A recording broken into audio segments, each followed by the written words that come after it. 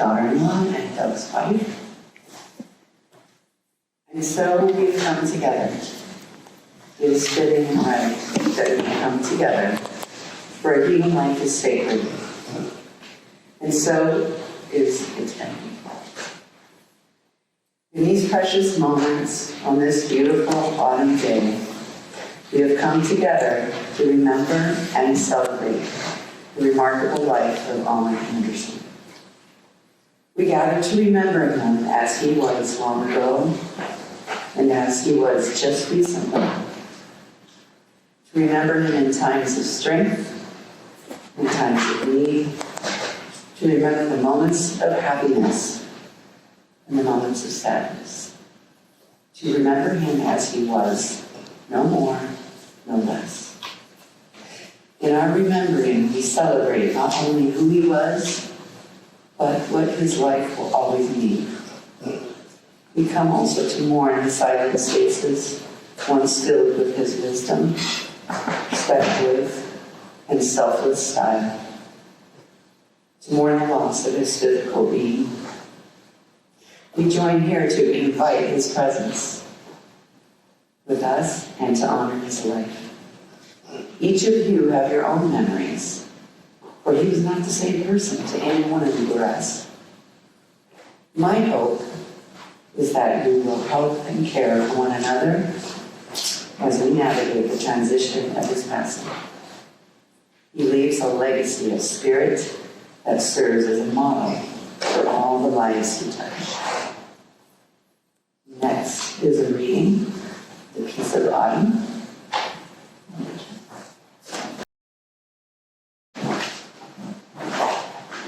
Good afternoon, everyone. Thank you for coming and joining us today. My name is Jeff Giacomini. This is my wife, Mona Giacomini. I am Owen and Judy's grandson. Today we're going to read a poem selected by Owen's daughter, Ellie. It's called The Peace of Autumn. Today, the peace of autumn pervades the world. In the radiant noon, silent and motionless, the wide stillness rests like a tired bird. Spreading over the deserted fields to all horizons its wings of golden green. Today, the thin thread of the river flows without song, leaving no mark on its sandy banks.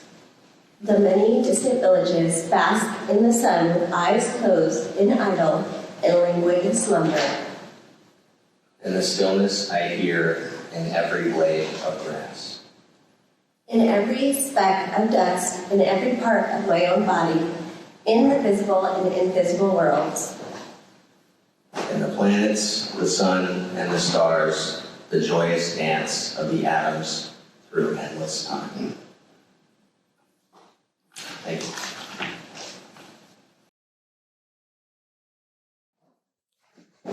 Owen was a founding member of the Joseph Priestley Unitarian Universalist Fellowship.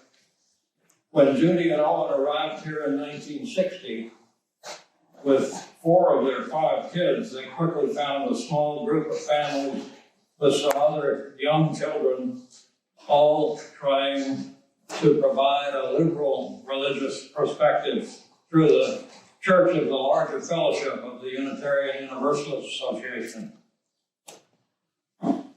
That group included Margaret and Ed Moyer and their 5 boys, a couple of whom are here today. Soon, the group decided to formally establish themselves as a fellowship within the Unitarian Universalist Association. Owen's influence was no doubt decisive in deciding to call it the Joseph Priestley Fellowship. The fellowship from its inception was lay-led. We don't need a minister. And meeting in homes. We don't need a church building. It was really an extended family. The fellowship remained strongly oriented to children and was repeatedly found by new families in town who valued that orientation. The next song, which I invite you to follow along.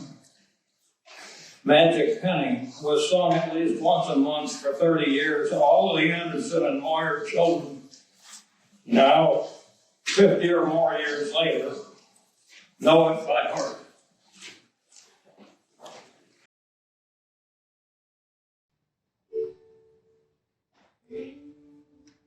Love is something if you give it away, give it away, give it away. Love is something if you give it away, you end up having more. Just like a magic penny, hold it tight and you won't have any. Land is sending across so many, the roll over the moon. Love is something if you give it away, give it away, give it away. Love is something if you give it away, you end up having more. Money's dandy and we like to use it. Love is better if you don't refuse it. There's a treasure and never lose it unless you walk in your food.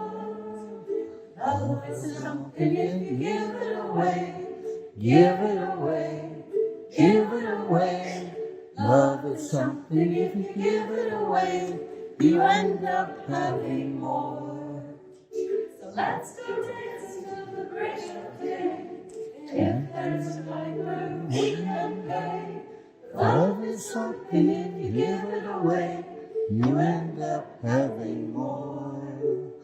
Love is something if you give it away, you end up having more.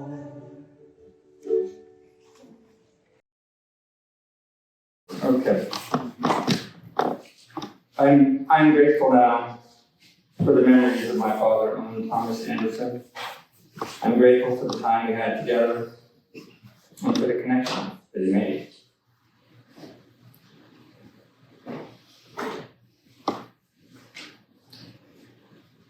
His parents, Owen, Helen, and O.T., learned, "It's a boy," and called him Owen. They tried Tommy, but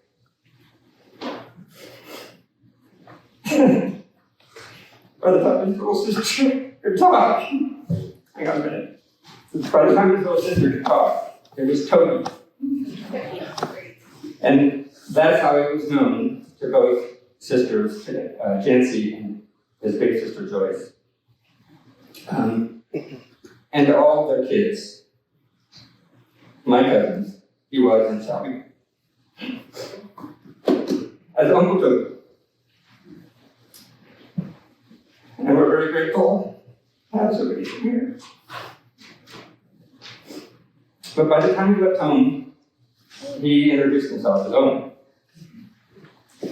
In college and graduate school, he was a colleague, a friend, and a boyfriend, and a beloved husband. And with Judy, he built a family. Then it was Daddy, Dad, Mr. Anderson, who are friends. With Dad or Owen as we grew older, and of course Grandpa and Papa O for some of our kids. At work here at Bucknell, it was Dr. Anderson, Professor Anderson, who was many students, or just Owen. Socially, the colleagues, friends, and neighbors in his community. Perhaps it was just me, but as a little kid, his esteem took a bit of a tumble off his pedestal when I finally read the inscription above the door to the building where he worked and found it wasn't the only science building.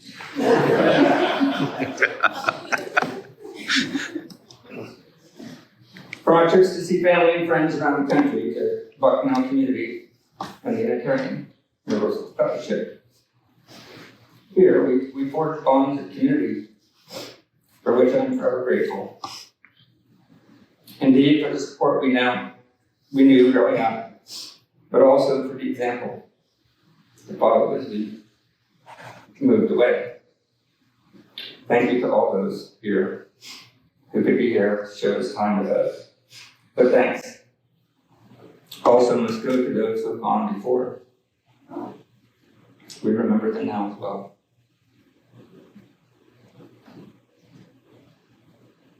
I believe it's been dear Judy's. Others like Eddie Margaret White, Marion Bucknell, along with his parents, brother-in-law Bertie, sister Janice, Judy's brother, Lynn, his wife Fran, and finally his sister Joyce, who've been shining a light from the beyond for him to follow. It has grown brighter with each passing, finally allowing him to say goodbye to this world. My sisters and brothers will now take a few minutes to share their reflections, and we want you to feel our words as your invitation to join us in our gratitude and remembrance, for we only knew him in our own ways. So please share your remembrances in a whisper or aloud, up here in front, or is it the mic there, or in a quiet moment. Be grateful. For me, the legacy of Owen and Judy is captured in the Magic Penny song.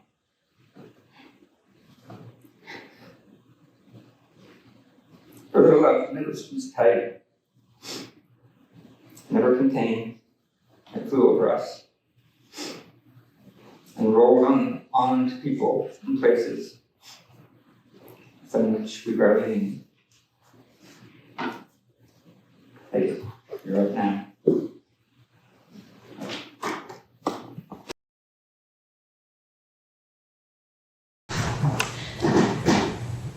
So I want to share with you some remembrances from Dad's later life, the more recent years. And, when Owen and Judy retired, the first thing they did was make a long cross-country journey, driving trip in their Toad, which was an ironic acronym for turns on a dime, and also conveniently a green pickup truck with the camper in the back.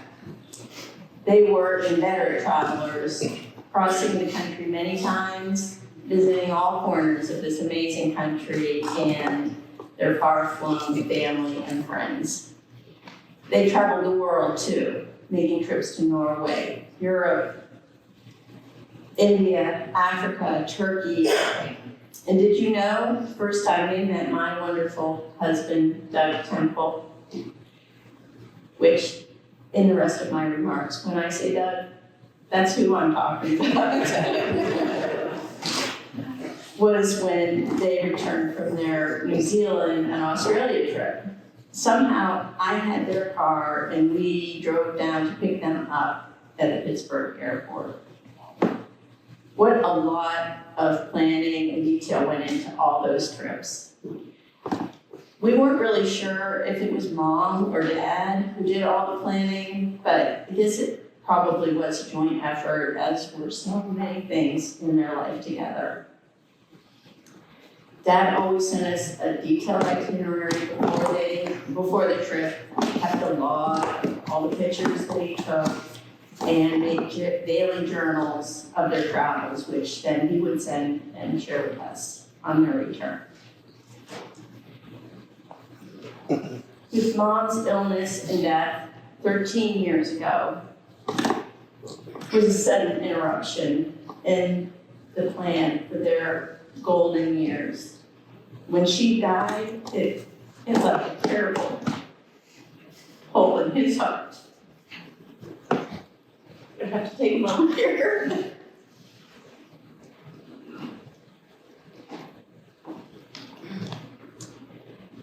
But for a few years, Dad continued his routines and engagement with the community. He even followed the plan that he had made with Mom and moved to the cottage at Riverwoods by the time they had both turned 80. During these later years, one thing that he never did was call us. He rarely returned a message. And if you felt snubbed, it wasn't personal. He just didn't do it. It was something that Mom had always initiated. And he wasn't able to fill in for her in that way. Shortly after he moved to Riverwoods, he began dropping his volunteer roles with organizations in the community. I didn't really realize at the time that he was having trouble doing the work that people counted on him for, like the website maintenance, laying out the League Women Voters Guide. But he did continue to participate in regular activities, attending the Unitarians on Sunday, playing pool on Tuesday evenings, and he loved to attend all kinds of Bucknell sporting events. Even after he gave up on many other things, he kept going to the games. The football, basketball, men's, women's, whatever was on at the time. Eventually, he quit opening his mail. And that was very frustrating to me. And I would visit, and there would be an enormous pile of junk mail and charitable contribution requests, but also including sometimes unpaid bills.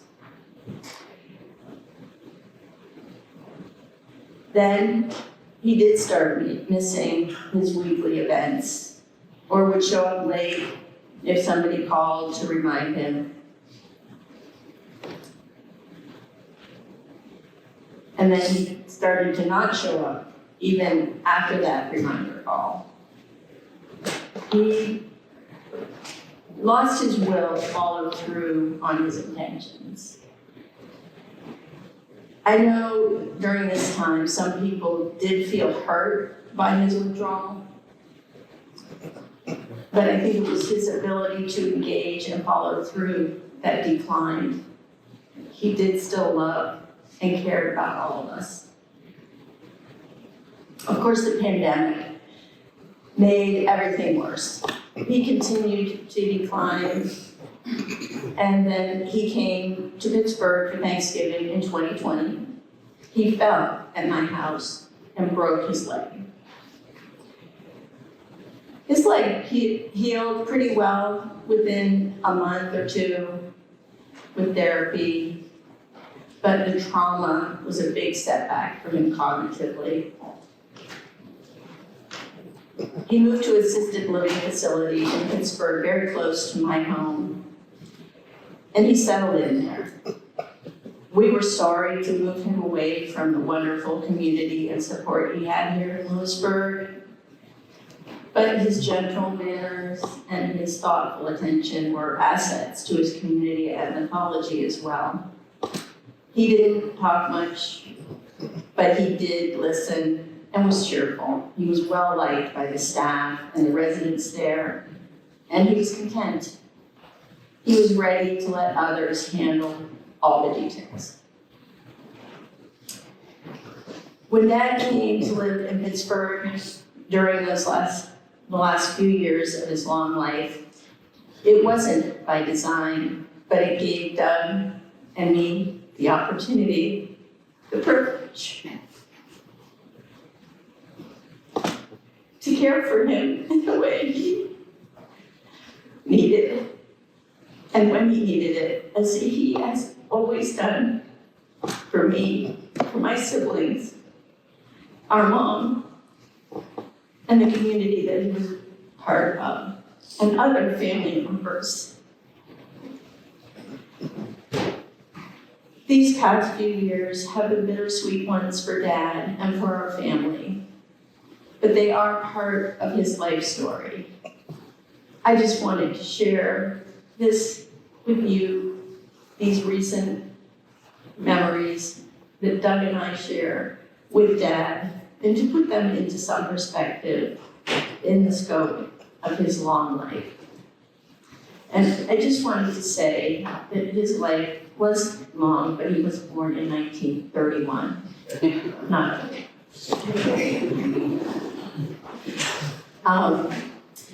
My cousin Jeannie is going to share some reflections that our brother Ted sent to us since he was not able to be here. I'm Jeannie, Uncle Toby's niece from Minnesota. And like Peggy said, this is a special note from Ted. I remember Dad during a specific incident in 1968. He was stoic, though perhaps not as devoid of emotion as I maybe thought. But it is the only time I recall seeing him weep. After the assassination of Robert Kennedy, when all the world seemed to be going to hell, I saw my dad cry. He had come home early and was just sitting in that blue chair in the living room. I think he was also mourning himself and his principles and for America and the American dream. It was a tough year for Americans. And following the assassination of Martin Luther King, it probably just seemed like too much to take. But in '68, the news from Vietnam was bad too, and the Democratic Convention that year was no picnic either. So maybe Dad was worried about so many things. I remember the Apollo launches and the coming trip to the moon, but I was only 11. Those of you old enough to remember 1968 clearly can better consider what was so awful about that time.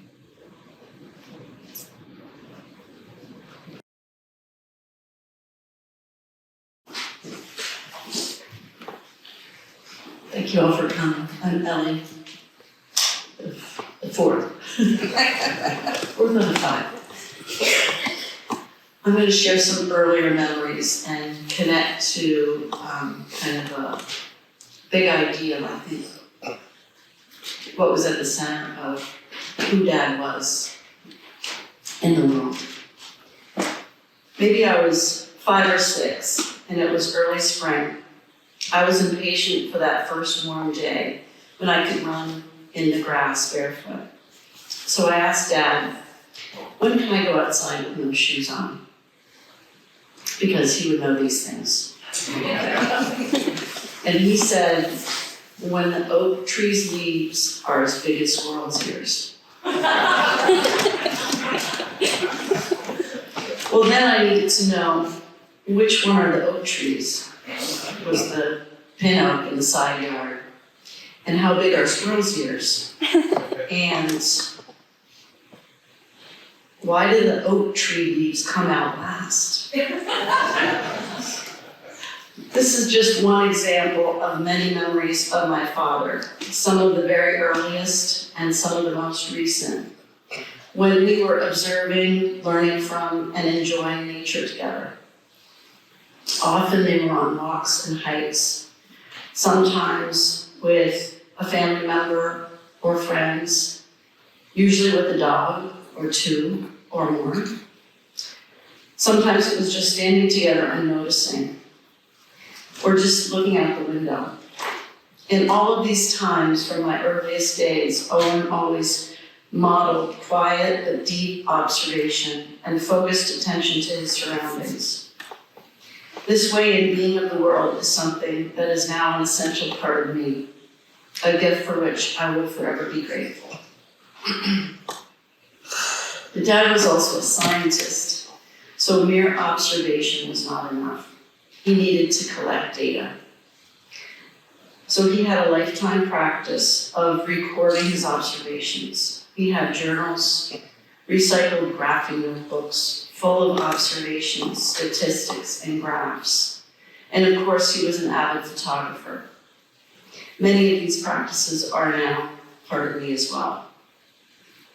Many of you remember some of Dad's special areas of focus: birds, trees, weather, and the sky. He and Judy both loved bird watching. In our walks together, binoculars always came along. When walking the farm property, we would check on the bluebird boxes, the horned owl nest. We'd take special note of signs of the pileated woodpecker. Again, recording was important. The weekend bird count list was always on the kitchen table. There he kept track of how many of which species appeared at one time. 5 cardinals, 15 red-winged blackbirds. Owen regularly contributed his citizen counts to both Audubon and the Cornell Ornithology Lab, as I do now. And the trees. I expect many of you connect Owen with trees because of all the trees he nurtured at the farm and that so many have visited and enjoyed over the decades. My memories span more than 50 years, from the massive project of planting white pines and alders, to helping with pruning Christmas trees,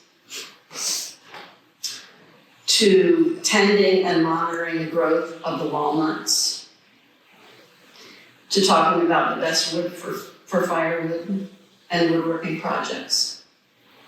As I watch the leaves turn this fall, my mind continually goes back to conversations with Dad about trees, concerns about climate change and the effects of invasive species, from gypsy moths to the emerald ash borers, thinking about walks with Dad in many states in many years, where together we watched and studied the trees. When I think of trees, I think of Dad. The weather. How many conversations with Dad began with a weather report? I have definitely inherited this from him. We're at school, at work. They called me the snowstorm whisperer. But Owen took talking about the weather to a new level. For years, he recorded daily weather data. I still have some of these notebooks. He kept track of high and low temperatures, barometric pressure, precipitation, cloud cover, heating degree days, as well as the level of the water in the pond. The sky and atmospheric phenomena, also, by the way, recorded in those notebooks. Rainbows, iridescent clouds, sundogs. Who knows what a sundog is? It's those little patches of rainbow that can sometimes follow the sun as it's setting in the evening. Sun halos, a rare sun pillar. And some of you may remember joining Owen on his pursuit of a green flash, which is, it's a little flash that can sometimes be seen just as the sun sinks below the horizon across the body of water. I have an early memory of waking up hours before dawn to walk down to the end of the lane with Dad to get a view of a rare comet. It was a wondrous sight and will be with me forever. Even in more recent years, when he lost mobility, and it was sometimes a challenge to get him into conversation, we still shared observations about nature, in person and on the phone. I'll continue to have these conversations in my mind, reporting to Dad. There were bluebirds at the feeder today. Snow is on the way. There was a halo around the moon. Thank you. I think I was the last of the family. So if people want to share a remembrance, please feel free.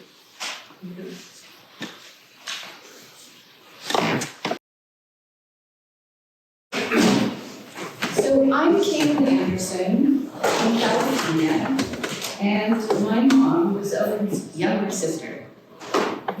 Mostly, I want to say that I'm so grateful for to have had Owen and Judy and their family in my life.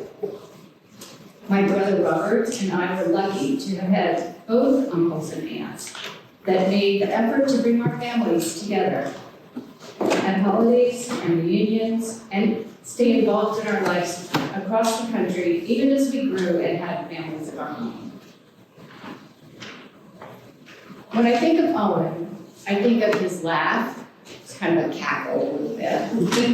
His eyes, his surprising ability to sleep with his eyes open, which I don't know if you experienced, but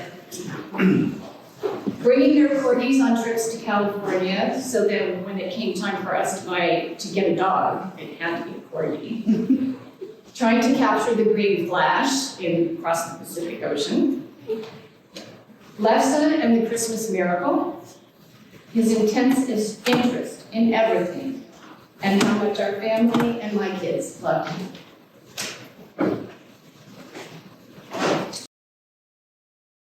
Good afternoon. My name is David Sheff. I worked with Owen in the physics department for only a brief time, actually, 8 years before he retired. But he was far ahead of me in that in proceeding towards retirement. But I was glad to have those 8 years. In 1985, it was a privilege to be given the opportunity to join the physics department at Bucknell. At that time, Owen was the senior member of the department, but there certainly was no distinction made among its then current members as regards to seniority or hierarchy. This was one of the several things that attracted me to the department. The relaxed and informal environment created by the personalities of my new colleagues was a leading factor in my decision to join the department. Although everyone was extremely helpful in those early years, I gravitated towards Owen as a sort of father figure, taking advantage of his advice on teaching and contributing to the university community. And in addition, Owen and Judy welcomed my Judy and myself, into their family for events at their farmhouse and 4th of July picnics and softball games, I remember.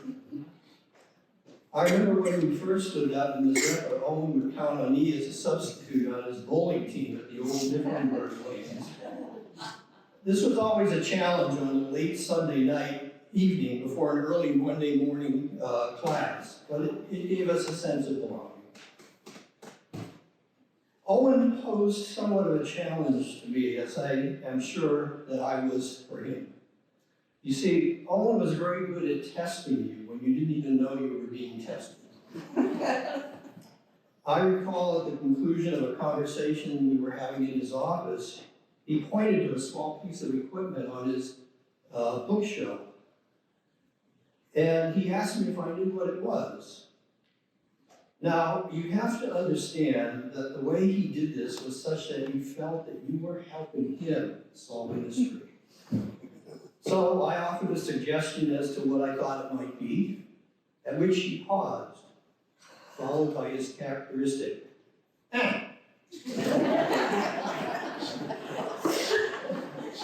And immediately I knew I had just been tested. Owen walked out of his office and I was left standing there, not knowing if I had passed the test. In fact, this very day, I don't know if I have passed.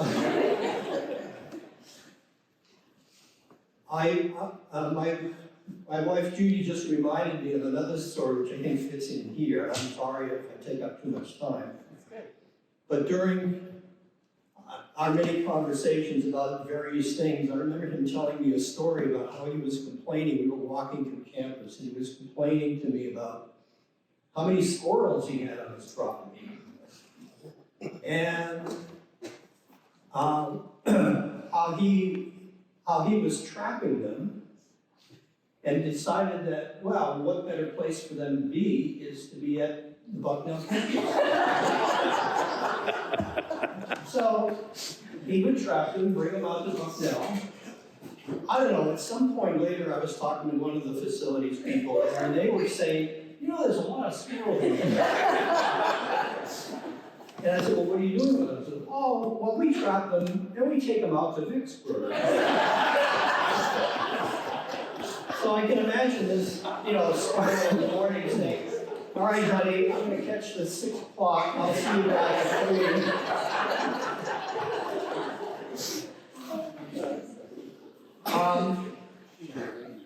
When Owen retired in 1993, after 32 years, I felt as if I didn't know how the department was going to keep going.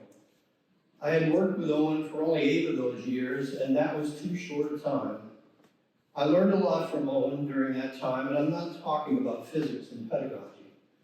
At such an early point in my career, he taught me by his example how to conduct himself or oneself working in a team and how to compromise within the group. As many of you know, Owen never spoke at great length on any given topic, but when he did, it was succinct and to the point. He taught me that you don't have to be the loudest voice in the room to get your ideas out, and the importance of listening to all points of view before making your own decisions, something I tried to carry with me for the rest of my career at Bucknell and beyond. A few years after his retirement, on one of his visits back to the department, I asked him how was retirement? To which he replied, I don't know how I ever had the time to work. Yeah. I didn't understand it at the time, but since retiring myself, I get it. And I constantly use this answer every time someone asks me the same question. As a latecomer to the Tuesday morning breakfast group, I always was entertained and amazed at the archive of knowledge that Owen was able to share with the group. I wish I had the presence of mind to record those conversations, as they were a wealth of archival history of Bucknell. I miss those morning discussions and history lessons. And I will always remember Owen as a wonderful colleague and a friend. I am forever thankful that fate saw fit to have Owen's and my world lines be entangled here.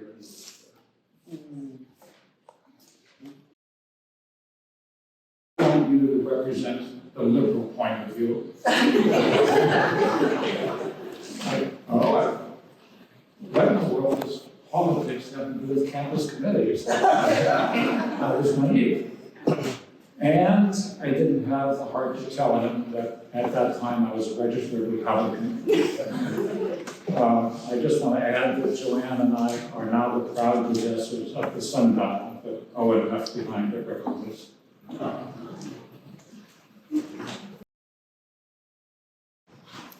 Hi, I am Adele, one of Owen's grandchildren, and I'm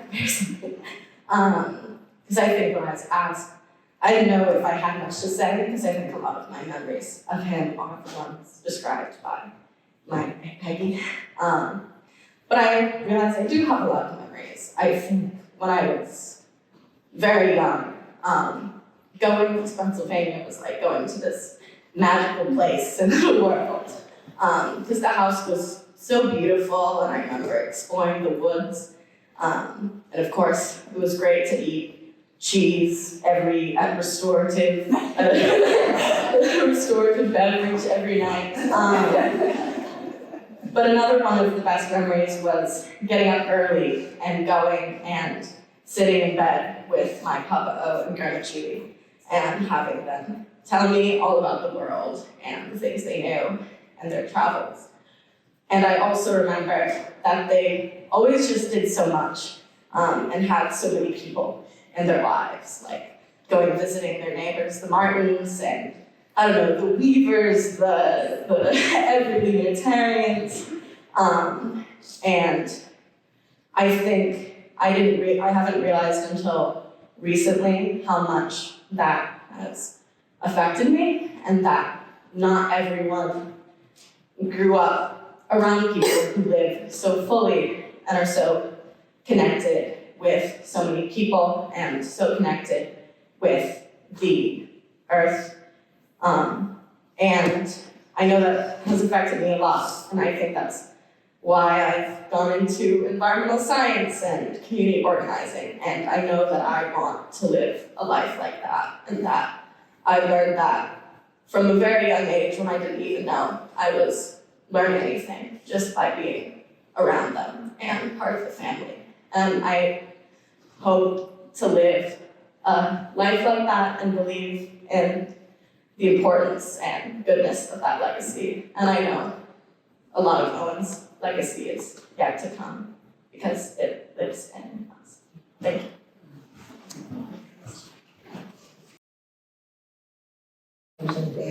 I mean, there's nothing like getting to go out and take over somebody's house for the weekend and go camping. And our daughter still talks about the time that she and Owen slid down the icy hill and ran into the brambles. And Owen lost his glasses at that time. Anyway, and I was telling, it's Ed, because I was telling him about the bicycle trip at Little Pine Creek that your father didn't realize he was going to get to go on with our son, who didn't stop talking, I'm sure, the entire bicycle ride. It was a very long ride, and he was an incredibly patient man who did that, and he also taught our son how to ski, which was a lifelong skill, because we were kind of teaching him how to cross-country ski, and skied in the so many walks through the woods over there and all the skiing, and it was just so wonderful. And I mean, good grief. He was older than me and he was sliding down the icy hill. Great man. It was a lot of fun.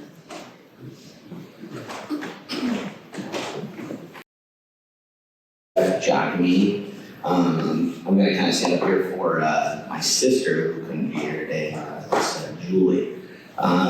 So Julie and I, we were, our last name was Giacomi at the time, and I'm Doug's son, but stepson. I'm not allowed to say stepson. I'll get to that later. So we had the privilege of joining the family at about, I was 9 and Julie was 10. And I remember our first time meeting Owen and Judy. We were going to go to the Rose Parade at Disneyland, and we headed down to LA. We lived in Northern California, and we did the big long drive, and we drove down there, and we got to Aunt Chancey's house, and Julie and I immediately went to bed. We were tired, and right before I went to sleep, I heard one of the most beautiful voices I ever heard, and I just heard, "Oh, Doogie!" And that's what Judy used to call Doug. And I'm like, God, was that Minnie Mouse? Are we and then so the next morning we wake up and then there's I got to meet Owen. Well, and he was eating cereal, and he ate cereal with couldn't drink milk, so he drank it with juice. I was like, I love juice. That's the best idea ever. And so I joined in on that fun, and it was fantastic. And just there's a lot of great memories that come to mind with Owen and Judy. But when Doug and Mom got married, one of the questions Julie and I asked, well, what do we call you? And you're our step grandma, step grandpa. And they said, step is not a word. You are. You're our grandkids.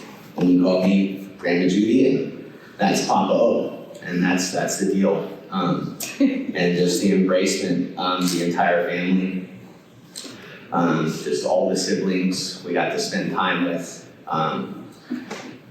trips to all over the country, Chicago, Pennsylvania, Rhode Island, and wherever Ted was at the time, he usually found a way to get to us.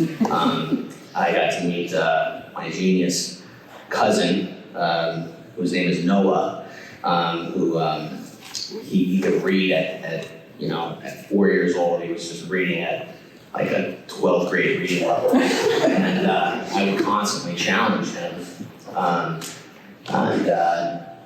And it's totally clear where he got it from, and how smart Owen was. And I remember on one of our trips, I had these flashcards, and it was like 7th grade trivia, 8th grade trivia, 9th grade trivia.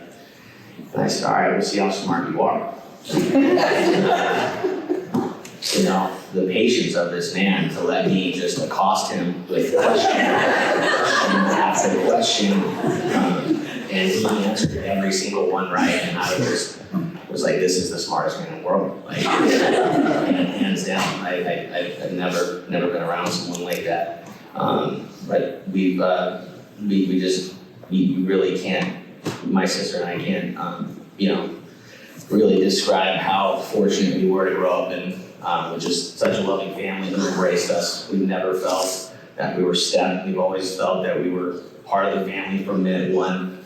At our household, my name is Giacomini, and the Andersons, and we were the Andersons. That's just sort of how it was with our household, and I just have such appreciation for Owen and Judy. I'm just so fortunate that I got to have the privilege to have them, be my papa and grandma Judy. I cherish and miss them forever.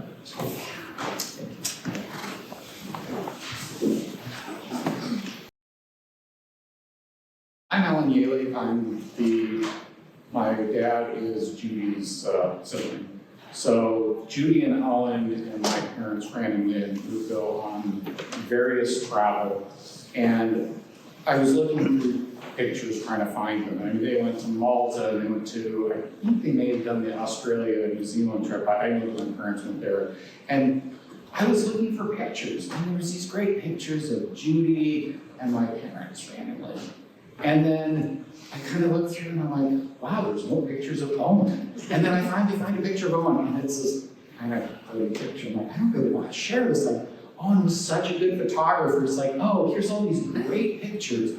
And then there's these kind of other ones. And I looked through the pictures, and I actually found one of Owen on a pogo stick. And his hair's, flopping up. And it's like, that's not really the Owen I knew, because I was always the kid. But so at our wedding, Judy, like as Diane, my wife, pointed out, said, oh, Judy did my laundry in the week of the wedding. It's so awesome. And it's like, and then Owen told me I was putting up the banister and I couldn't figure out how to do it. And it's like, when are you guys going? Like, oh, why don't you just move the post over like this far? I'm like, well, duh.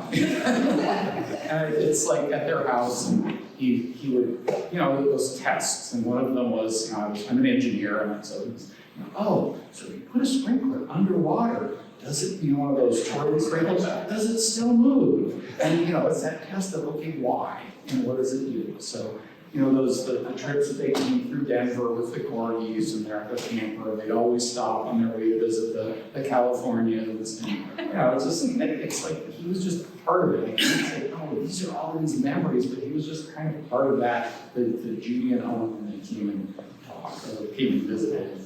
It's just that he was such a lovely person. It's just this great person to have, and I will certainly miss him. And, I'm glad I came and could experience this. So thank you for sharing that. And I'm sitting here and thinking about all those times at the farm. I realized Owen and Judy's place was the first place I realized that chaos could be good. Yeah, the farm is great. My name's Kevin Cameron, and I didn't take the Anderson name, but I felt like I had four parents, Owen and Judy, and of course the Anderson family. It was like a large extended family. So whenever I was there, or they were our place, we just drop in each other's houses. It was like an extension of each other's place.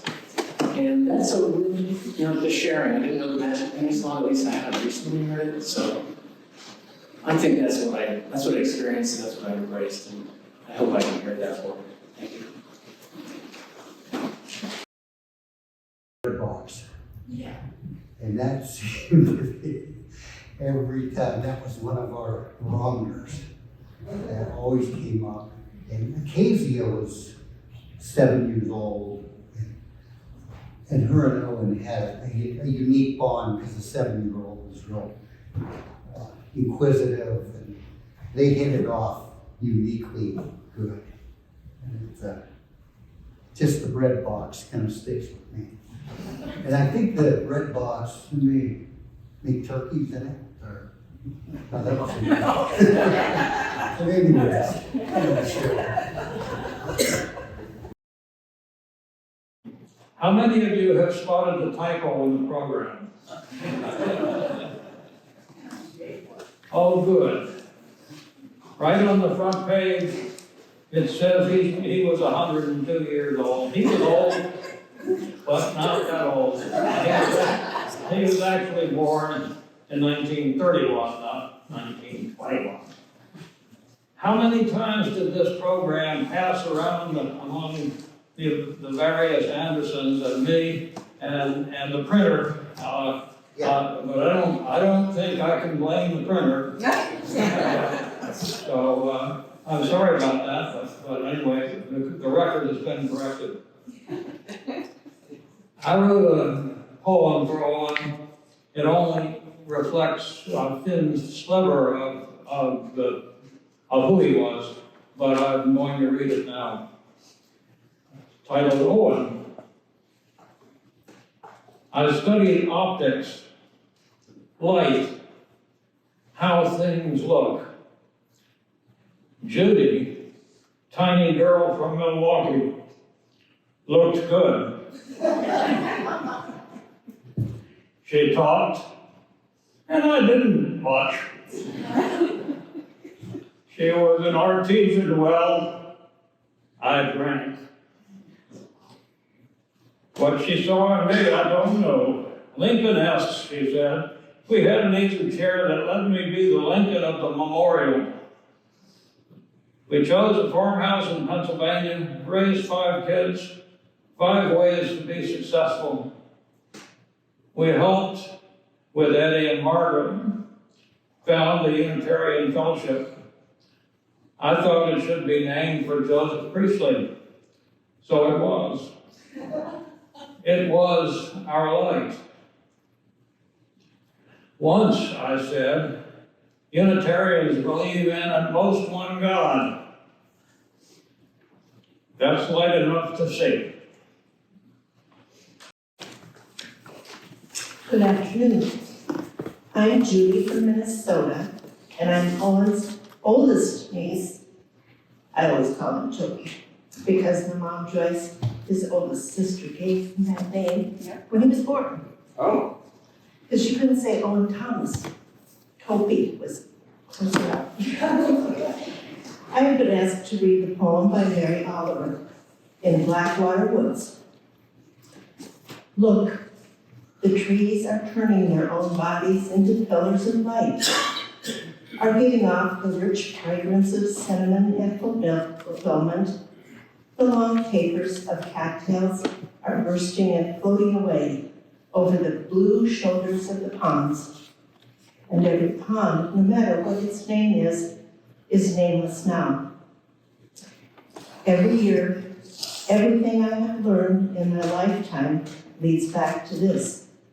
The fires and the black river of loss, whose other side is salvation, whose meaning none of us will ever know. To live in this world, you must be able to do 3 things. To love what is mortal, to hold it against your bones, knowing your own life depends on it, and when the time comes to let it go, to let it go.